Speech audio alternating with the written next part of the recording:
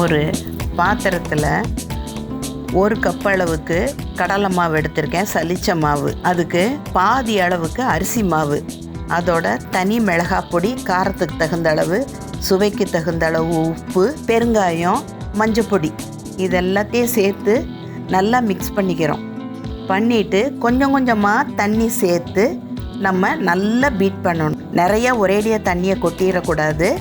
கொஞ்சம் கொஞ்சமாக, அதாவது பஜ்ஜி மாவு பதம், இட்லி மாவு பதம் இருக்கலாம். இப்போ நான் என்ன காயில் போட போகிறேன் தெரியுமா? சுண்டைக்காயில் தான் பஜ்ஜி போட போகிறேன். சுண்டைக்காயை லேசாக கீறி விட்டுக்கலாம், இல்லைன்னா தட்டி எடுத்துக்கலாம்.